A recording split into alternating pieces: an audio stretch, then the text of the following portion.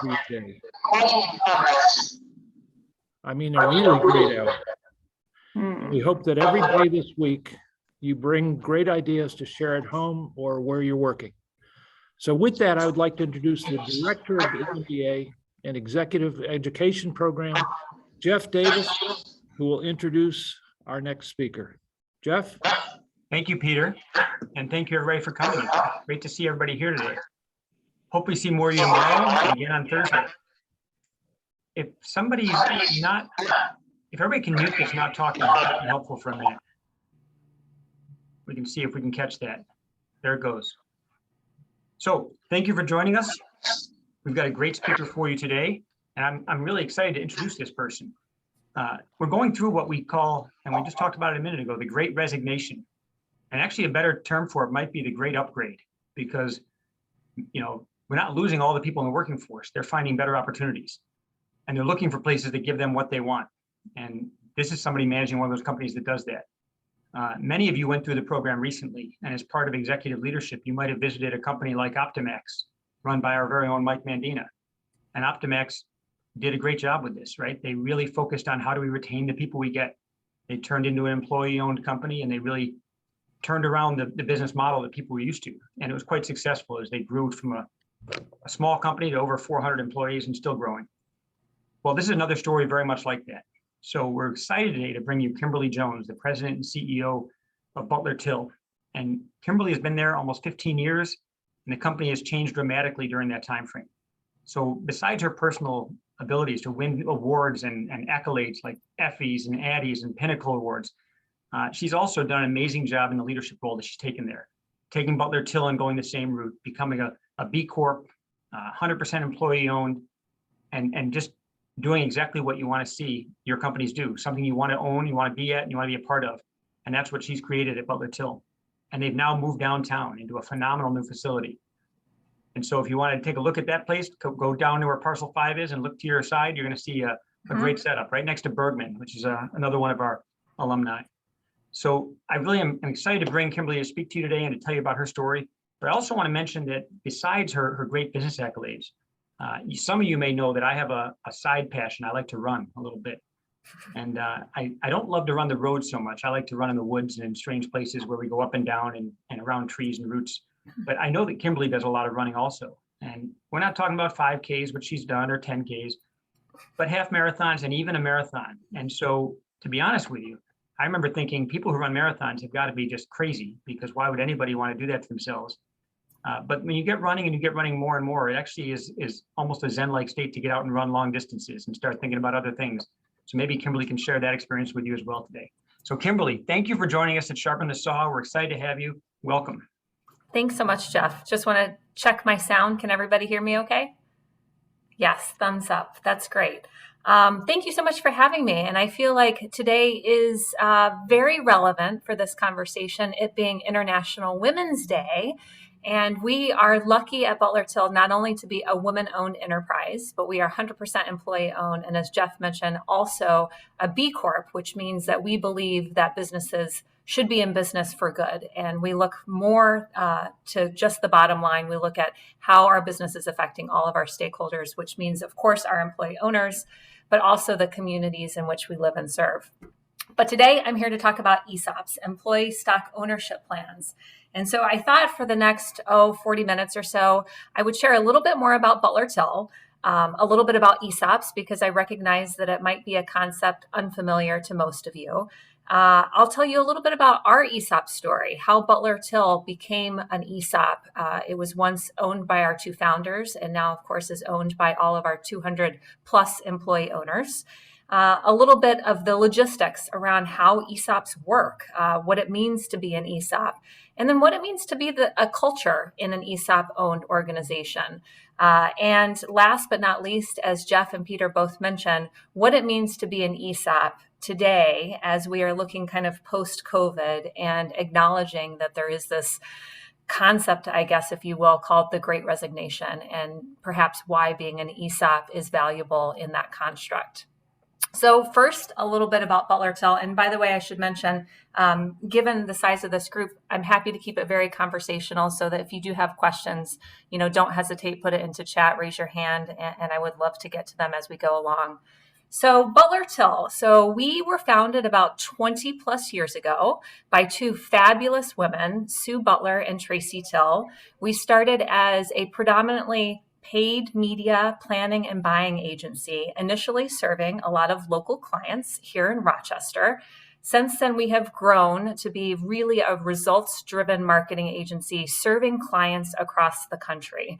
And we specialize in highly regulatory industries such as financial services, healthcare. We have quite a few pharmaceutical companies, medical device, biotech. And last summer, we had the privilege of acquiring another upstate New York company called Digital Hive. And they specialize in digital marketing for small and medium-sized businesses. I think one of the things that makes us quite unique, other than the accolades I mentioned before, being women-owned and a B Corp, is, of course, being an ESOP. So ESOPs, again, employee stock ownership plan, and there are a lot of different ways that you can go about being employee-owned. Being an ESOP is one of them. There are co-ops and kind of other ownership constructs that get you to similar results. But the idea of an ESOP was started, I think, back in like the 1960s. And it was a way for companies to try to distribute economic wealth. If you think about most business ownership models, they're owned by a corporation, maybe family owned, maybe owned by venture capital.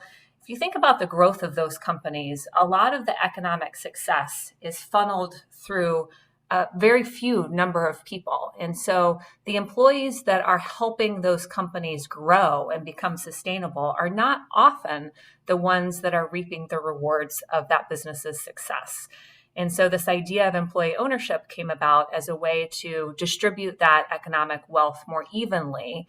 And so today, I think there are about 6,500 ESOPs in the United States, about 14 million employee owners, and that amounts to almost $1 trillion in assets. So it's no small thing.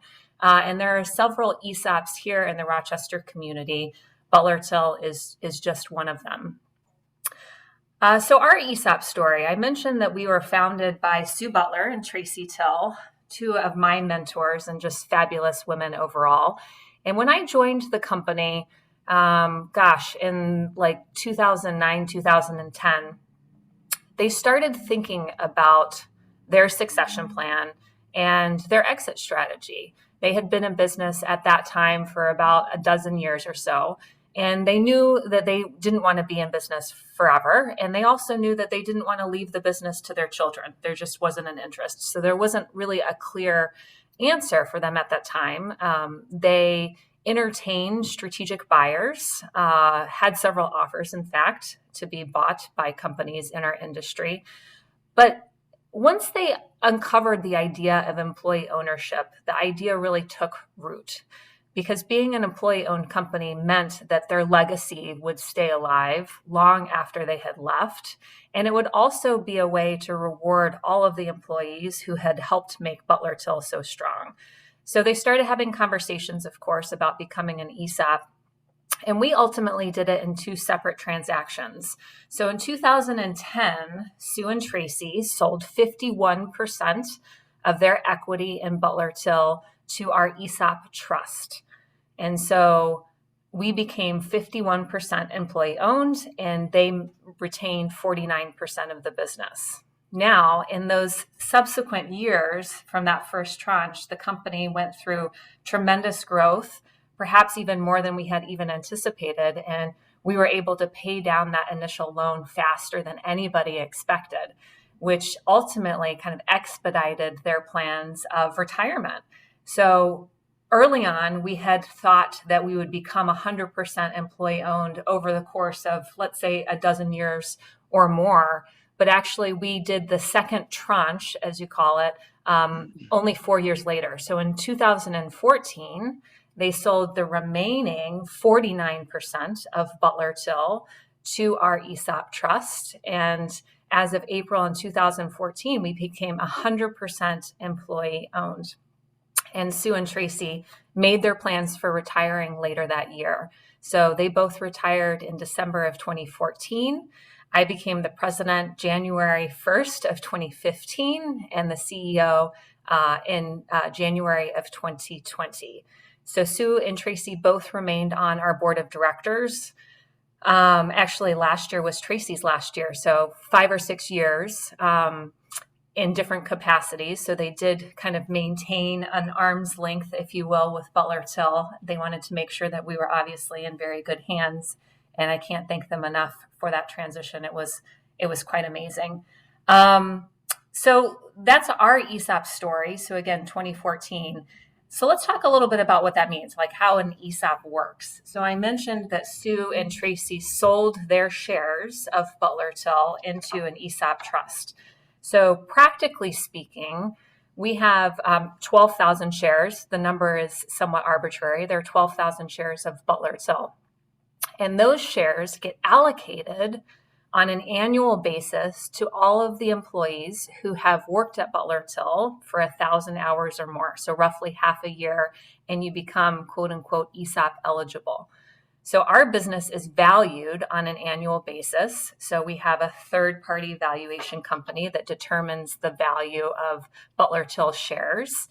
And then that price is determined and the shares are allocated to all of those employee owners. And so we have a huge party in June or July of every year called Statement Day, where everybody receives not only their annual allocation of ESOP shares, but the new value of those ESOP shares, which is pretty amazing. We make a pretty big deal out of that. And like a 401k, an ESOP vests over time. So in our ESOP, and again, I'm saying ours because they're, slightly different constructs depending on the ESOP that you're talking about. And every plan can be just slightly different.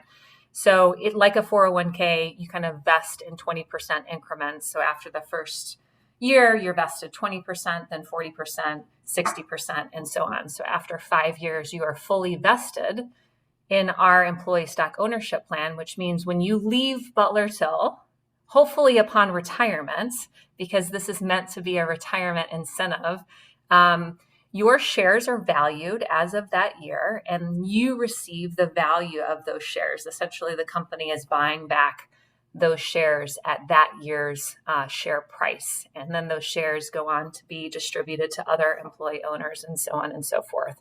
So like I said, it's really meant to be a retirement plan. And as the company continues to grow and the share value continues to grow, every single employee owner reaps the benefit of that growth, which is pretty incredible. And it's been amazing to watch because just in the past, I would say 3 to 4 years, so if you think about it, we've been an ESOP now for about 10 years, but it's just been in the past 3 or 4 years where we actually have had some retirements.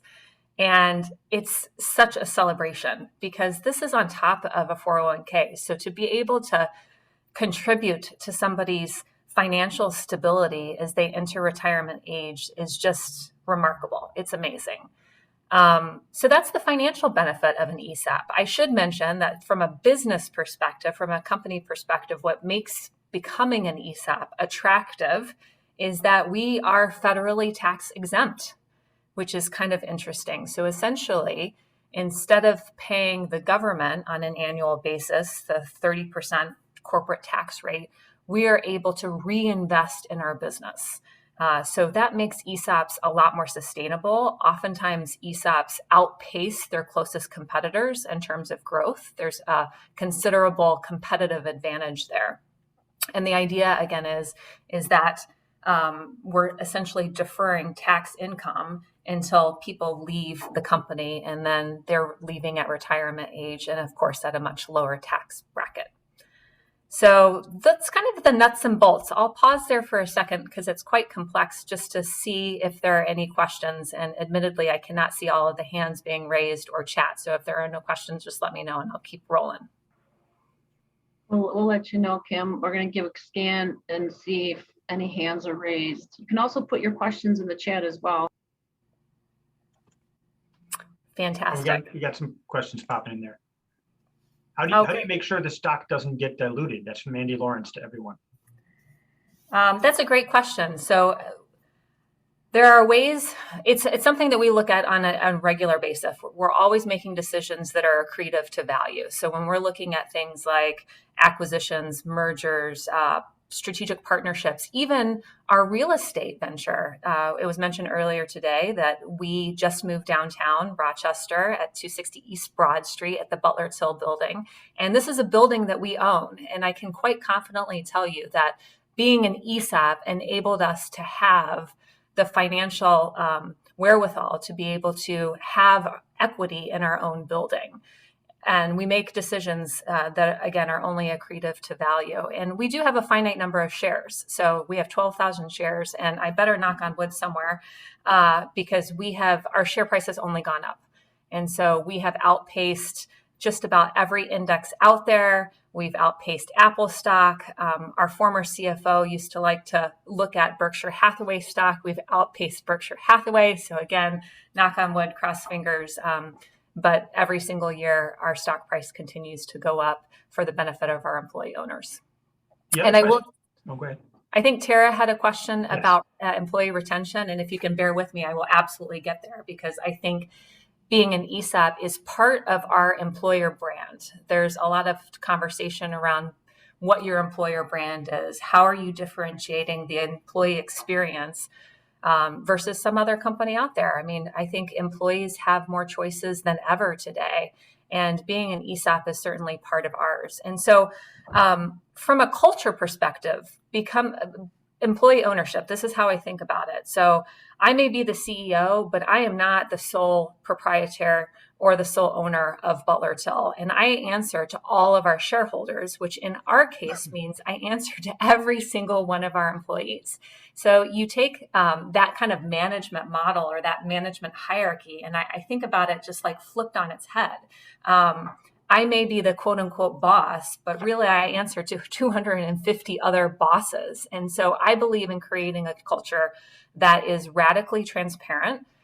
So just like you would understand the financial statements of any stock that you owned in any company, we make all of that information available to our employee owners. So on a quarterly basis, we have an employee owners forum meeting where we share the quarter's financials. So, and we're not only talking about revenue here, we're talking about revenue, we're talking about expenses, we're talking about the bottom line, we're talking about investment income. So it really helps increase the financial literacy of all of our employee owners. In fact, we share just about everything aside from individual salaries. So people have a lot of understanding on how the business is working, our financial performance. And back to the question around retention, I think it gives people confidence in the sustainability of the business. And that's something that I feel very strongly about. People want to know that the company that they're working for is going to be around next year and the year after that and the year after that. I think the other thing about employee ownership culture is that everybody has responsibility in it. So we came out early on when we were talking about what it means to be an employer owner. And I think initially there was this sentiment that employee owners had rights. You know, as an owner, I should have the right to have a say in this decision or that decision. And I should have a right to say in how the company is run. And that's absolutely true. But there are also responsibilities that come with ownership. And we try to enforce that and make sure that people feel accountable to the performance, that they think about what the work they're doing or how it contributes to our business success, and to regularly make recommendations to be proactive. And so we have this Bill of Rights and Responsibilities that we call it for all of our employee owners so that they can understand, yes, what are your rights? You have the right to competitive salary, to exceptional benefits, to better training and development opportunities than you're going to get anywhere else. But you also have the responsibility to contribute as an owner. Thank you, Kimberly. By the way, there's another question from Greg Sadwick. Can you explain again where the money actually comes from for the owner to get paid for their stock as they are making that stock available to employees? Absolutely. So there's an external loan. So just like you would with any other investment, we got a loan from a bank. We've had a long relationship with Tompkins Bank of Castile, in fact, And so the bank Butler Till borrows money from the bank to pay back the owners. And then over time, we pay down that loan. So when I mentioned that we paid down a loan earlier than I had expected, that's the loan that I was talking about. And so for a period of time, the company has some debt, some liability as we pay down that bank loan. And then as that loan is paid down, more of those shares are released with a higher equity value. And then we have a question. Andy Lawrence, if you want to unmute, maybe you can ask the question because I'm having trouble understanding what you're asking exactly here. Yeah, Kimberly, first of all, great conversation. Thank you very much for sharing. You're welcome. You mentioned a term here. Maybe I misstated it. You mentioned this term creative to value.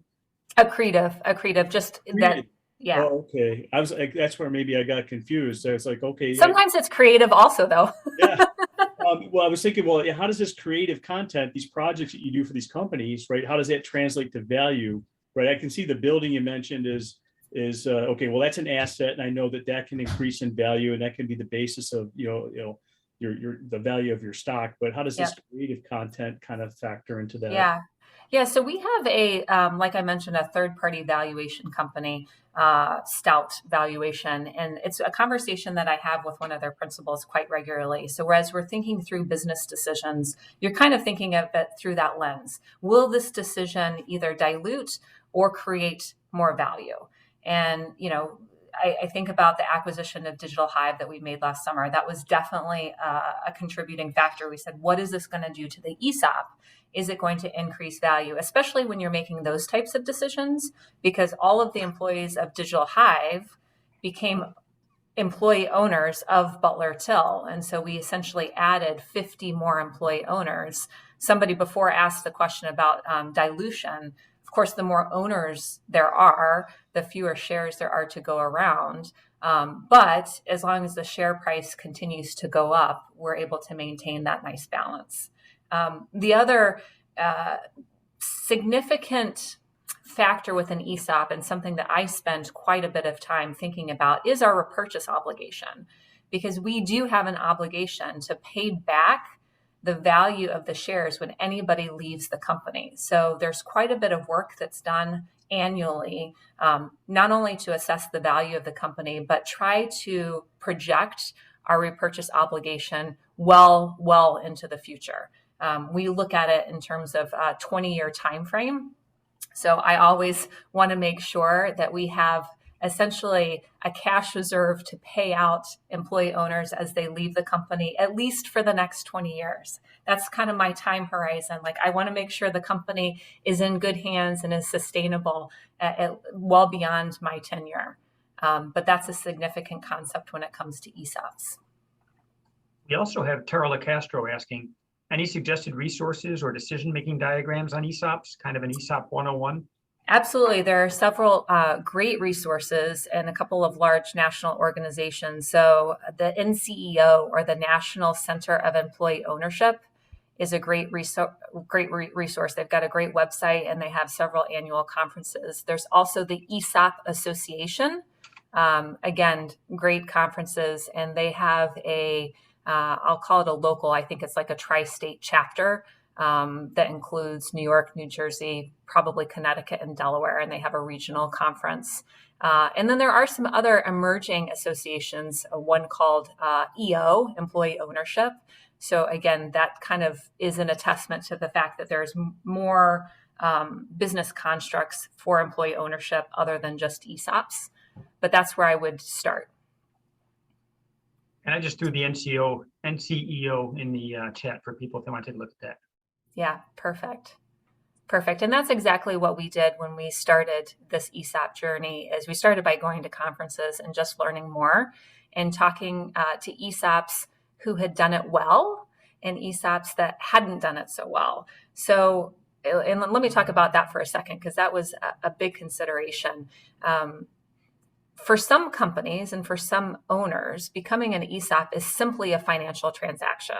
They're looking to take equity out of the business. Perhaps they're looking to retire. They might not have a strategic buyer in mind, and so they decide to go the ESOP route, which just basically means that you need to find a bank that's willing to help with this transaction, give the company a loan so you as the owner can take the money and I suppose, right off into the sunset.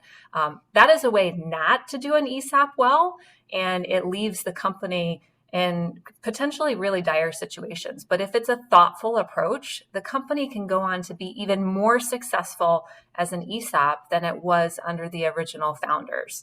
And so I went on a roadshow, visited multiple ESOPs all over the Northeast to kind of understand how people managed this transaction and the transition between being founder owned and being employee owned, so that we could figure out how to do it right.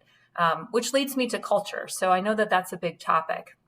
So having an employee ownership culture, I think, has helped our business tremendously. I talked a little bit before about accountability, but there are some pretty practical things that we do just to encourage that sense of accountability and that ownership culture. And I think that these are concepts that really can apply to almost any business. You don't necessarily have to be an employee-owned company. You just have to believe in transparency and creating an environment that allows people to do their very best work.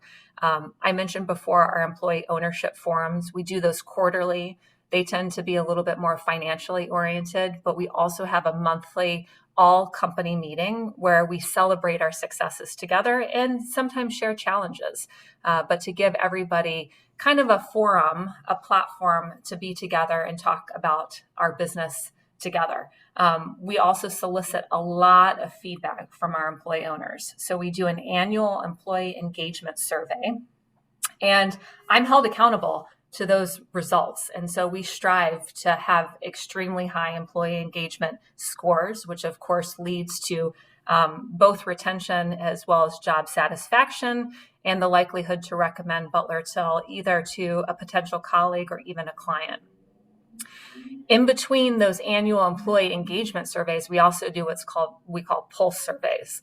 So depending on kind of what's happening in the business or in the economy, we might send out a poll just to gauge response to things like competitive benefits. For instance, we did this late last year to really understand, as people were reevaluating the work experience, what benefits were most important to people.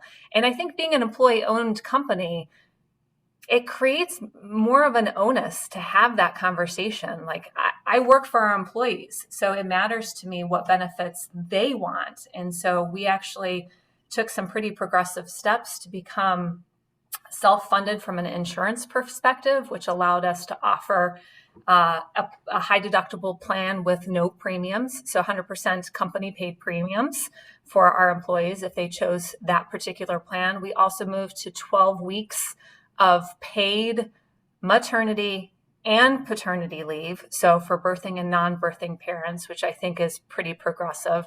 And then, like many companies, we've just continued this idea of flexible work schedule, so allowing people to maintain a hybrid approach to work if they're here in Rochester, to continue hiring more remote employees. And even those people here in Rochester, just allowing flexibility in terms of days of the week and hours that they're working in the office, so that they can maintain that kind of work-life balance that is so elusive to many of us.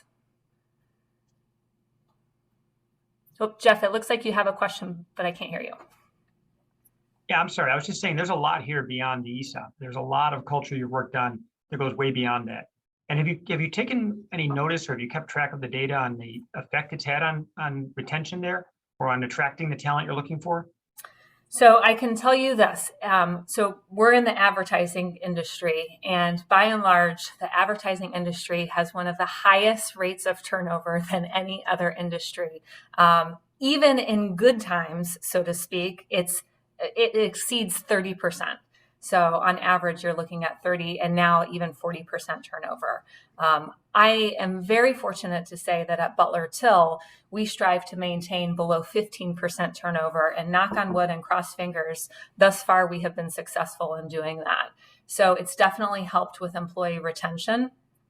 As far as attracting new employees, talent acquisition is a huge topic for us. We hired 100 people last year, which is just incredible. And we have some fantastic recruiters, but I think articulating a very clear employer brand, employee ownership being part of that story, has really helped make Butler Till an attractive employer for people looking for an environment that allows them to do their very best work, that's a creative environment that values their talents, that gives them opportunities to learn, to grow, to develop, to have a career path beyond just the job that they were hired into. And when you made that transition, right, going from more traditional company to an ESOP, and I'm not sure if the culture all developed over time or if it was there originally. Did you find that there was an effect to your current employees? Because it's not for everybody, right? It's probably not for everybody. And actually, I think that's one of the things that we've been talking a lot about in terms of how we recruit and who we recruit. I want to make sure that we're recruiting people that understand the value of what we've built and want to be a part of it. And I get that it might not be for everybody. I mean, if you're somebody who wants to be an individual contributor who just wants to, plug away at your keyboard in a basement somewhere, then this is probably not the place for you, because we thrive on collaboration and being together and learning and growing from one another. To your point, Jeff, I think that Sue and Tracy kind of laid the groundwork for employee ownership before they even knew that that was going to be their path. And so they had created this culture of, if not quite ownership, then certainly a culture where everybody felt a part of something bigger than themselves, and had created this, this great place, a place that has employee ownership in our DNA. Again, even before the official transaction, which I think has helped make us even more successful. And I don't have the statistics per se. I mentioned before that most ESOPs tend to outperform their competitor, but I can say from Butler Till's vantage point, for the last 10 years, we have had remarkable employee retention, very low turnover, as I mentioned, record high employee engagement scores. And so regularly 85 to 90% of people say that they are engaged or highly engaged in our company. We have had thus far, knock on wood, no trouble attracting really highly qualified talent. We've got exceptional client relationships, very low client turnover. And I think the increase in share price kind of speaks for itself. So while I can't necessarily say it's 100% causal, it's highly correlated to being an employee-owned company, I would say. Okay, now the tough questions start. Bring them on. We just came out of this pandemic, right? And people went to remote work, and you just purchased a building downtown. Yeah. And so how is it going? Are people willing to come back to work? Are you struggling with that? I know a lot of companies are, and people are actually leaving companies if they're actually being forced to come back to work because they enjoyed remote work so much. So I'm curious how that's going. That has been a big topic. And of course, we were building this building during the pandemic. So I think we broke ground in 2020, in fact. So it has been really interesting. Of course, we had some construction delays, as you can imagine, but we officially moved in last October, so October of 2021. And I actually think it's the reverse. We had the opportunity, because we were kind of midway construction, we were able to reimagine a little bit the space and how it was going to be used. And so we recognized that this was going to be a hybrid work environment indefinitely, that we would always have remote employees, whether they lived in Rochester and were working a hybrid schedule, or if they worked out of Rochester. I mean, 20% of our workforce does not live in Rochester, New York. So we have a very distributed footprint when it comes to our employees, all the way from Tulsa, Oklahoma, Florida, Colorado, Maine, pretty much you name it. I think that we have employees in 16 or 17 different states. So when we thought about this building, we said, how can we create an environment that is amazing to be in physically? So how do we do that? Every single desk is sit to stand. We have ergonomically correct chairs. We have fantastic break rooms with free coffee and an outdoor patio with gas fireplaces and grills. And we have all of our artwork is from Artisan Works. So it's a beautiful, highly functional place to be in.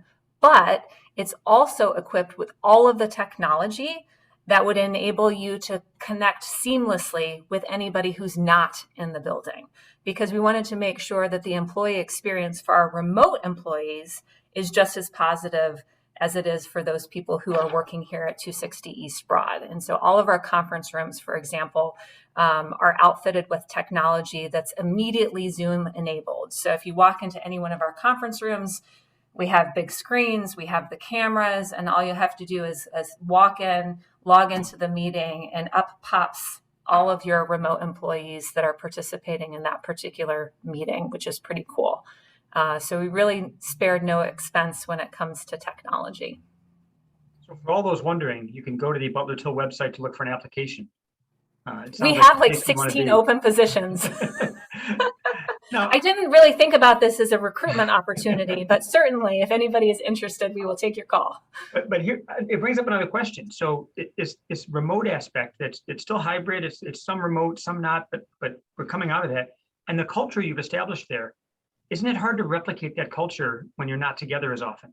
I think that it is. And I think that that's what most companies are starting to experience. During the pandemic, we were extraordinarily productive. And I actually attribute that to employee ownership and that sense of accountability. Man, everybody just jumped right in. And we were going to do whatever it took to continue to be successful despite this global pandemic.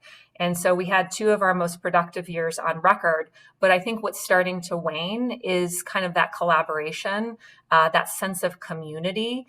And people, I believe, are tired of being isolated, that many people are looking for kind of that return to in-person interaction. And so our policy, I don't even know if I would call it a policy, but more of a philosophy, is that we believe that in order for Butler Till to be on the same trajectory of growth and success, we need the majority of people to be in the office the majority of the time, which means that as Rochester is our headquarters, that we're asking people to come into the office 3 days a week. So right now we're testing a hybrid model of Tuesday, Wednesdays, and Thursdays in office, and leaving Mondays and Fridays as kind of choice days or flex days, work from anywhere days. And thus far, it seems to be working pretty well. I think it allows people the flexibility that they're striving and that they came to appreciate during COVID, but starting to get people back into the habit of working alongside one another. Did you do any other special activities to try and keep people together when they were still remote? Were there things that you came up with that were helpful? Yeah, we had, of course, like all companies, when we were 100% remote, we did everything from the virtual happy hours, kind of lunch and learn opportunities, those types of things. And then as we were able, we started by trying to have select in-person opportunities. So whether it was a particular event, a learning opportunity, trying to find ways to bring people together, either in small groups or as a larger agency. And thankfully, we're in a situation now where we can, really be in person for the most part, most of the time. And you said 20% of your employees are not in Rochester. Correct. Yes. Are they? So you hired them as remote employees to be remote employees? Yeah, some of both. So when we acquired Digital Hive, their headquarters are actually in Syracuse. So we've got about 25 people at our facility in Syracuse. Before the pandemic, we had a New York City office that housed about a dozen people. Our New York City employees have grown to about 25 or 30 in and around the New York City area. So we're contemplating actually what it's going to mean for them and whether or not we will reopen a physical location in New York City or around New York City. So that is still to be determined. So those are our 2 largest kind of contingencies outside of Rochester. And then, as I mentioned, we have people who were either just hired as remote employees or in many cases, people who had started here in Rochester, but maybe their spouse had a job opportunity somewhere else. And we allowed them to continue working for our company in a remote capacity. Now, not all of our people that are here in Rochester. We have a lot of online alumni as well, and they're in different places around the country. I bring this up because I'm from Rochester originally. I grew up here, and I remember coming into the city, and this will age me, but I remember coming to Midtown Plaza to see the Christmas decorations and the monorail running around the top, and that was kind of a special thing. And the city went through a tough patch, but you're here and you're building. You got a brand new building downtown in a very important area for the city, I think. Can you give us, is there anything tied to this around trying to revitalize a little bit of Rochester? Was that involved? Absolutely. And it's a combination of employee ownership and being a B Corp. We believe strongly in giving back to the community and being part of the community. And so when we started thinking about our quote unquote forever home, we knew that we wanted equity in whatever building we moved into, and we knew that we wanted to be downtown. So we actually sent out an RFP to many different building owners and developers, ultimately decided to do a joint venture with Buckingham, who is our landlord at Eagles Landing in Henrietta. And we started thinking about this space. And you mentioned the monorail. So in our lobby, we actually have one of the old monorails. I think you would be surprised at how small it is. They are so small, only a child could fit into it. But we love being here in downtown. And our building, again, back to kind of the intention behind the building, it was meant not only to be our headquarters, but to diversify our income sources too. And so it is a multi-use building. So Butler still occupies floors 2 and 3. Those are commercial spaces. Digital Hive, our subsidiary, has a small portion of the ground floor. And then the rest of the ground floor is actually for commercial tenants. We've got some really exciting things coming up that I can't share, but I think it's going to be pretty impressive and contribute to the revitalization of downtown once the ink is dry. And then on floors 4 and 5, they're residential. And our residential spaces were actually leased before the building was even finished. And so if you think about kind of the strategy behind this, now we have income sources both from our commercial tenants as well as our residential tenants. And instead of paying a lease or rent to a different owner, we're essentially paying it back to ourselves, which I think is pretty cool. That's awesome. And there are other things happening downtown. Are you working in groups that are trying to foster this kind of attitude in other companies? There's definitely a sense of community. So we've had conversations with Andy Galena and of course, all of the amazing things that are happening at Innovation Square and the Metropolitan and the Sibley building. So I do feel this kind of sense of community. And I think we're right on the cusp. Unfortunately, last fall, it was still a little premature, I think, to really get the community back together and back in person as we were still kind of undergoing the effects of the pandemic. But I think this spring is going to be remarkable. And the handful of nice days that we've had thus far kind of lead me to believe that people are going to come out of the woodworks. There's going to be the food trucks. People are going to be walking around. People are going to be visiting these awesome new businesses that we have around town. So we've got a lot of great restaurants, Bite next door, Original Grain, Native, Bronca, and hopefully more to come.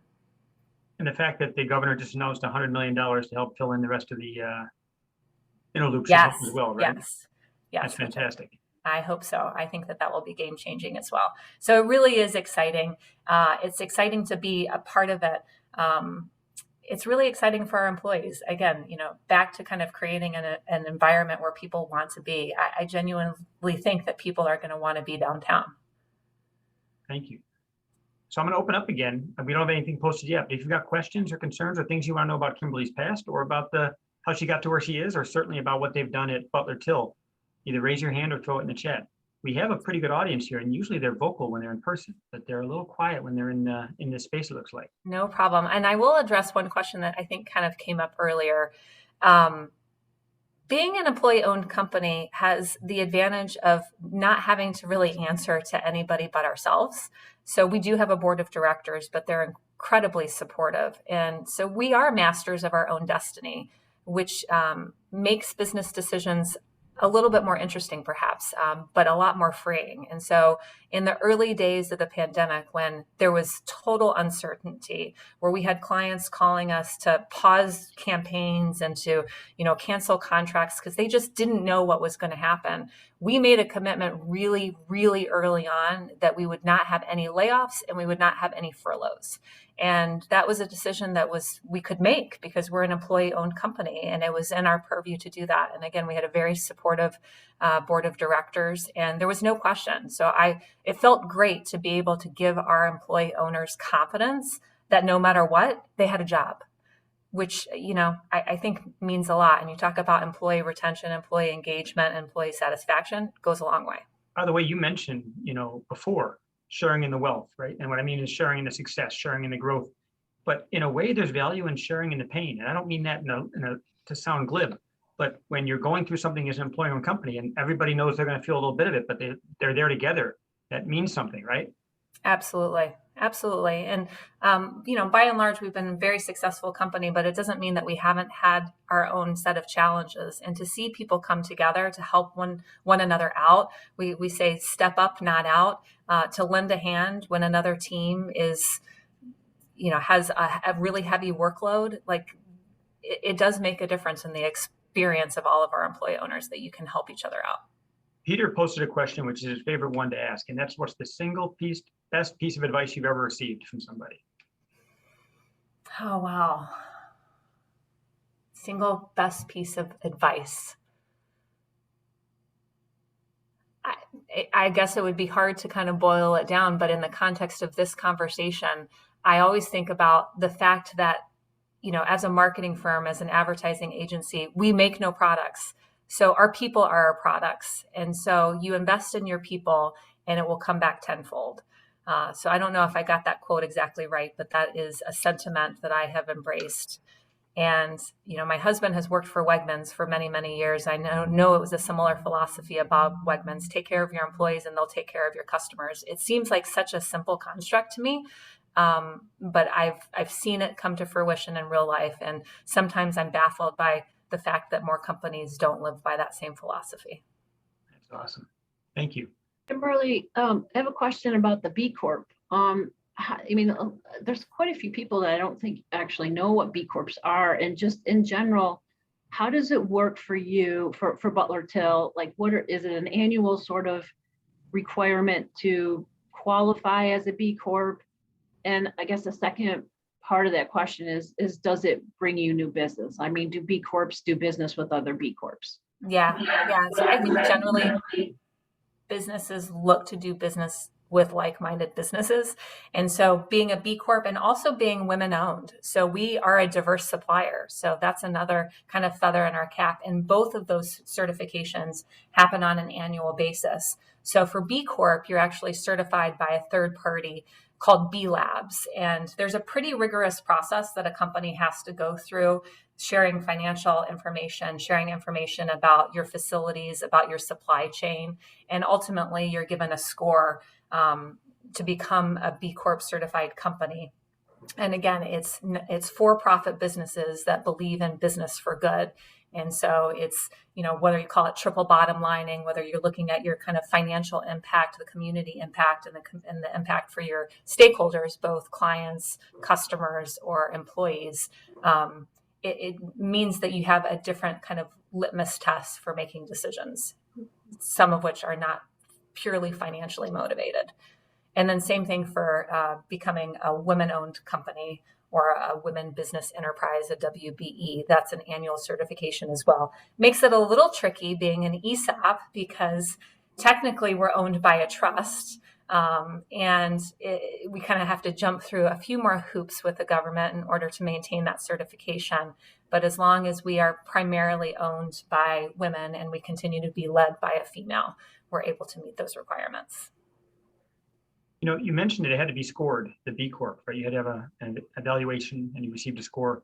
Did you pass the B Corp score the first time you were interested in going for it, or was there a process? We did, and actually that was it was a legacy actually from a company that we acquired in 2015 called Brand Cool. They were a small marketing consultancy here in town, and that was really part of their ethos, something that was important to their founders. And at the time, we were doing quite a bit of business in the energy sector. And so it was, a big deal in that space. And once we got turned on to it, it became such an integral part to our culture. It's something that we never wanted to give up.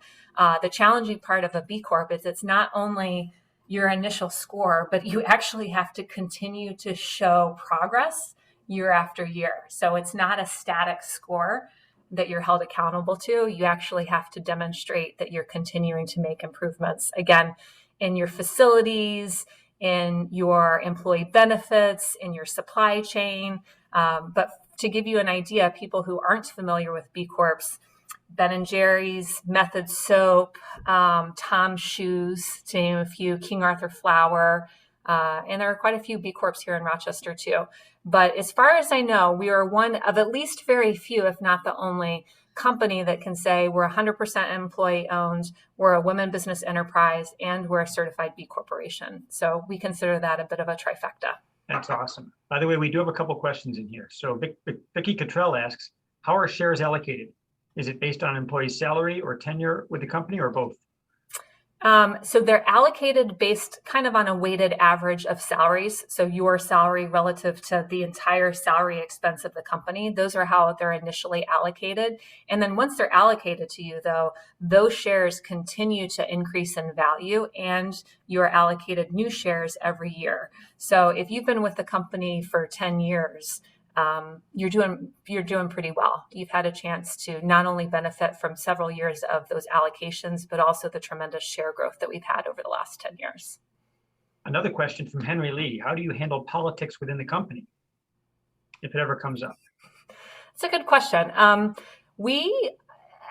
It's a really interesting question. I'm asked that a lot. I must honestly say we don't have a ton of politics. I think at Butler Till you'll find we're a very kind of nice and collegial culture. We do have several mechanisms to provide feedback. So I mentioned the employee engagement survey. We also have an anonymous survey link in our intranet site so people can put forth questions anonymously if they choose. And we just try to really be open and transparent about the answers. Not every employee likes every single answer I have to share, but hopefully they know that we're doing everything, making every decision with their interest in mind. Thank you. So we're actually a little bit short of our time, but unless you've got something additional you want to share, I'm going to pass it over to Peter to see if he's got any questions he wanted to ask that we didn't get to. Yeah, that would be fine. You certainly answered all my questions plus more. You know, what you're doing is really impressive.